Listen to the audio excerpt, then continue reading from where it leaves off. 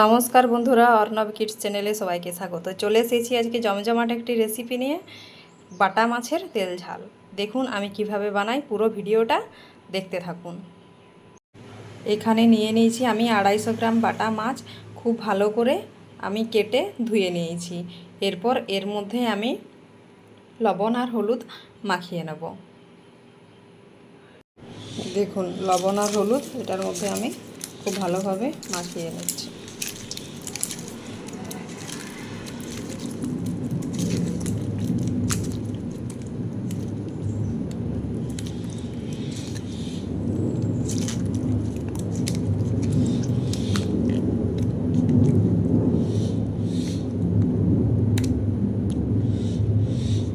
দেখুন খুব ভালোভাবে আমি লবণ আর হলুদ মাখিয়ে নিয়েছি। দেখুন কড়াই গরম করতে দিয়ে দিয়েছি। এরপর কড়াইয়ের মধ্যে দিয়ে দেবো সরষের তেল। মাছ ভাজার জন্য কড়াইয়ে দিয়ে দিচ্ছি সরষের তেল।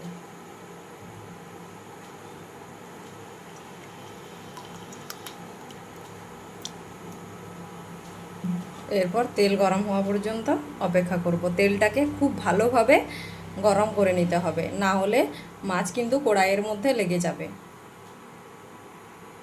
দেখুন তেল খুব ভালো করে গরম হয়ে গেছে, তেলের মধ্যে থেকে ধোঁয়া উঠছে। এরপর আমি এখানে দিয়ে দেবো লবণ হলুদ মাখিয়ে রাখা বাটা মাছ।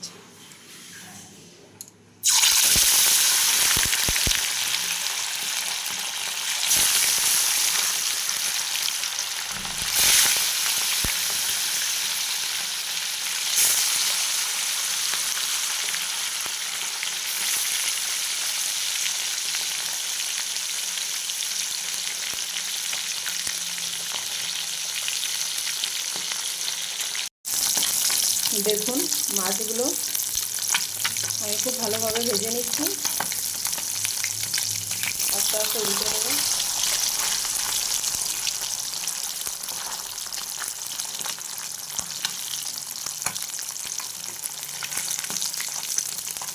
মাছগুলো উল্টে পাল্টে আমি ভেজে নেব।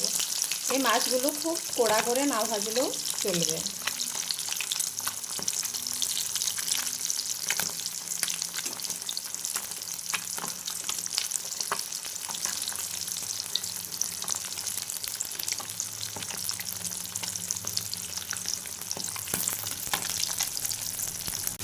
দেখুন আমার মাছগুলো ভাজা হয়ে গেছে। এরপর মাছগুলো এক এক করে আমি তুলে নেব তেলের থেকে।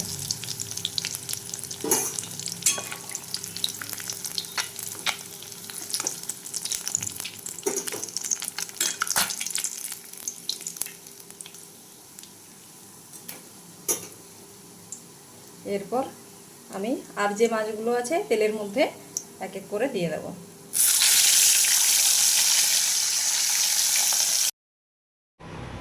দেখুন সুন্দরভাবে আমি সব মাছগুলো ভেজে নিয়েছি। এরপর আমি এটাকে রান্না করে নেব। কড়াইয়ের মধ্যে আমার মাছ ভাজার তেল ছিলই, তেলও গরম হয়ে আছে। এরপর এখানে আমি ফড়ঙ্গে দিয়ে দেবো অল্প পরিমাণে কালো জিরে। কালো জিরে দিলে একটা খুব ভালো গন্ধ আসে।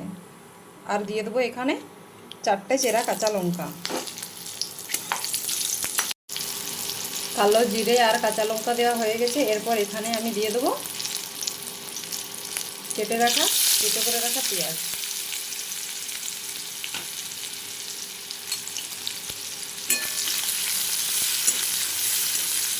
আমি পেঁয়াজটাকে খুব ভালোভাবে ভেজে নেব।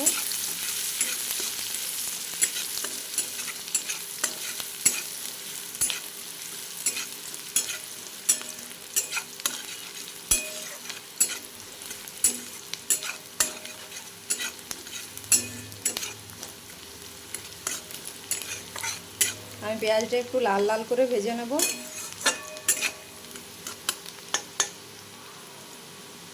এই রান্নাটা কম বেশি সবাই বাড়িতে করে থাকে, খেয়েও খুব টেস্টি লাগে।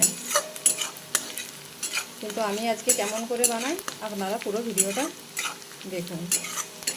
এইভাবে আপনারাও বানিয়ে খাবেন, খুব সুস্বাদু লাগবে।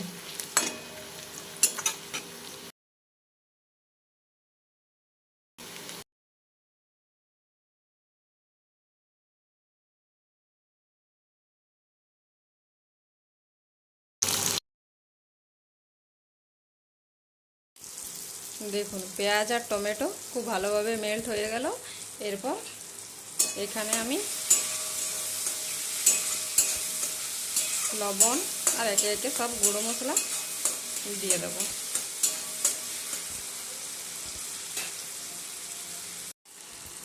দেখুন এখানে আমি লবণ দিয়ে দিব। লবণ দিয়ে খুব ভালোভাবে মিশিয়ে দিচ্ছি।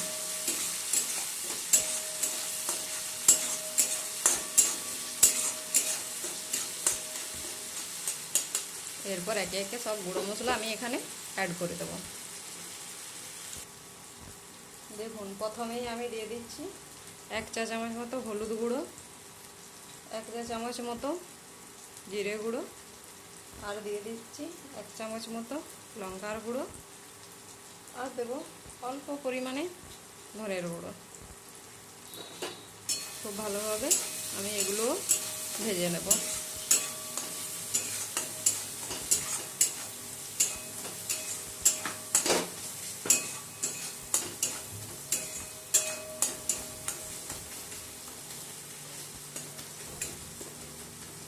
যতক্ষণ না আমার মশলা থেকে তেল ছেড়ে আসছে ততক্ষণ আমি খুব ভালোভাবে এগুলো মেল্ট করে নেব।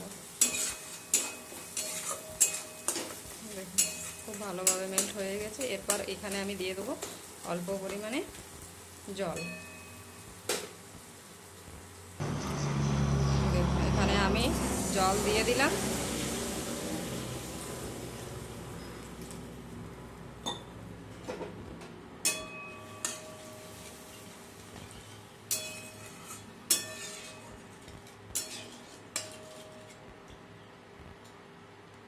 এরপর এটাকে আমি ঢেকে 3-4 মিনিটের মতো রান্না করে নেব মিডিয়াম ফ্লেমে।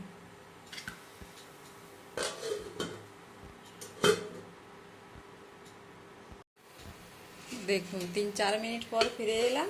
এরপর এটা ঢাকাটা আমি খুলে নেব। দেখতে পাচ্ছেন একটা কত সুন্দর কালার এসছে।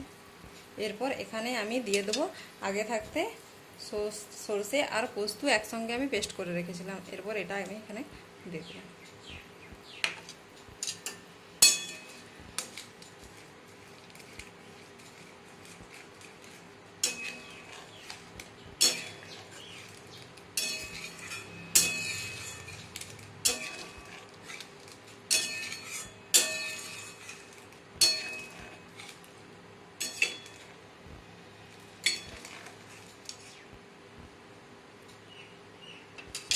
দেখুন সরষে আর পোস্তটা দিয়েও আমি এটাকে খুব ভালোভাবে ঢেকে 3-4 মিনিটের মতোই আরও রান্না করে নেব। দেখুন 3-4 মিনিট পর আমি ফিরে এলাম।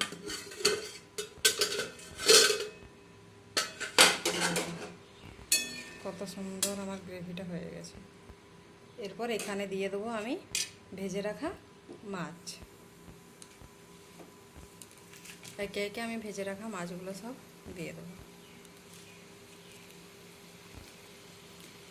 ভেজে রাখা মাছগুলো আমি দিয়ে দিলাম। এরপর খুব ভালোভাবে একে একে এগুলোকে আমি নেড়ে নেবো।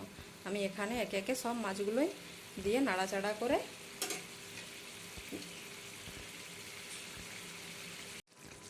দেখুন এখানে সব মাছগুলো আমি দিয়ে দিয়েছি। এগুলো মাছগুলো উল্টে পাল্টে আমি খুব ভালোভাবে নাড়াচাড়া করে নিয়েছি।